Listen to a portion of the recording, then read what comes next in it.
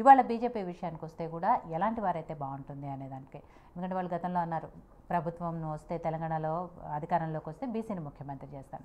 But ఇప్పుడు ఆ నినాదమే BC నినాదమే తీసుకొని అధ్యక్షుని చేస్తారా, లేకపోతే ఇంకో సామాజిక వర్గానికి ఇస్తారా, అది పార్టీ సిద్ధాంతాలు బీజేపీ ఎలా ఉంటాయో ఏంటో తెలుసు, ఆ సిద్ధాంతాలు ఉన్న వ్యక్తికి ఇస్తారా, ఎలా ఉండబోతోంది ఏంటి అని?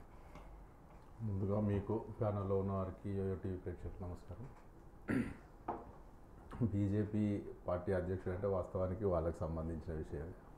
అయినా సరే బీజేపీలో ఇప్పుడున్న ఎన్ని మాటలు చెప్పుకున్నా కూడా వాస్తవానికి బీజేపీ సిద్ధాంతాలు వాళ్ళ ఆర్ఎస్ఎస్ మూలాలు ఉన్న వారికి మాత్రమే వాళ్ళు బీజేపీ అధ్యక్ష పదవి ఇస్తారని చెప్పేసి ఇప్పుడు నిన్న మొన్న జరిగిన మంత్రివర్గ విస్తరణ మంత్రివర్గం కేంద్ర మంత్రివర్గంలో మంత్రులను తీసుకున్న దాన్ని బట్టి మనకు క్లియర్గా అర్థమైంది. ఎందుకంటే ఈటల రాజేందర్ గారిని ఇప్పుడు కూడా అంటున్నారు బీజేపీ రాష్ట్ర అధ్యక్షుడు అని చెప్పి ప్రముఖంగా ఆయన పేరే వినబడుతుంది. అదేవిధంగా దీనికంటే ముందు కూడా రిజల్ట్ వచ్చిన తర్వాత కేంద్ర ప్రభుత్వం ఆ ఏర్పాటులో భాగంగా తెలంగాణ రాష్ట్రంలో ఎంపీలలో బీజేపీ ఎంపీలలో 8 మంది ఎంపీలలో అత్యధిక మెజారిటీ వచ్చిన నాయకుడు ఈటల రాజేందర్ గారు. ఆయనకు ఫస్ట్ విడతలనే ఆయనకు మంత్రివర్గంలో చోటు ఉంటుందని చెప్పేసి చాలా ప్రచారాలు జరిగినాయి. కానీ ఆయనకు ఇవ్వలేదు.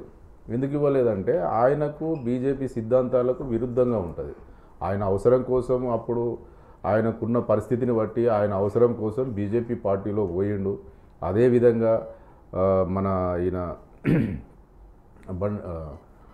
బండి సంజయ్ మీద కూడా అనేక లోపాయికరంగా కేంద్ర పెద్దలతోటి ఈయనను తప్పించాలి, ఈయన ఉంటే నాకు ఇబ్బంది జరుగుతుందని చెప్పి ఆయన మాటల కోసమే ఆయనను తప్పించిరని కూడా ప్రచారాలు జరిగిన సందర్భాలు ఉన్నాయి.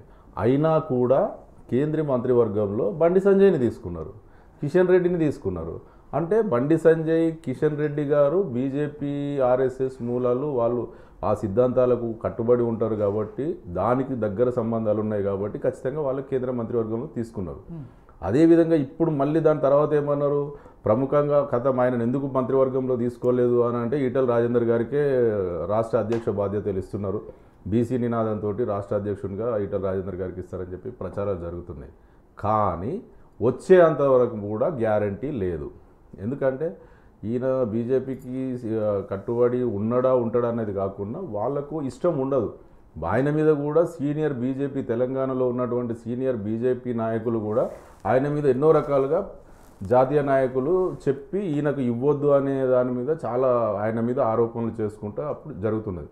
ఇప్పుడు ప్రముఖంగా ఈటల రాజేందర్ ఒకవేళ కాదనుకుంటే ఉన్నవాళ్ళు కాసం వెంకటేశ్వర్లు అన్నట్టు ఒక ఆయన పేరు వినబడుతుంది.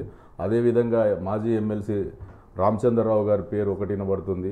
అదేవిధంగా డీకే అరుణ కూడా నేను కావాలని ఆమె కూడా ప్రయత్నాలు చేస్తుంది. రఘునందన్ రావు గారు ప్రయత్నాలు చేస్తుండ్రు. అదేవిధంగా అరవింద్ గారు ప్రయత్నాలు చేస్తారు. ఇందులో ఎవరికి వచ్చినా ఆశ్చర్యపడవలసిన అవసరం లేదు.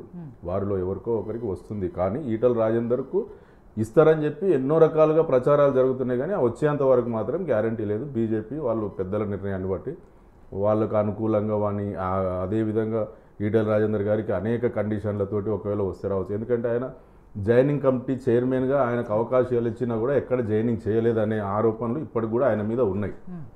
ఇక సందర్భాన్ని బట్టి ఇక్కడ ఆయనకు ఒక అవకాశం ఇచ్చిర్రు, ఎంపీగా గెలిచిండు. కానీ ఆయనకి ఇచ్చే అవకాశాలు అయితే చాలా తక్కువగా ఉన్నట్టు మాకు సమాచారం.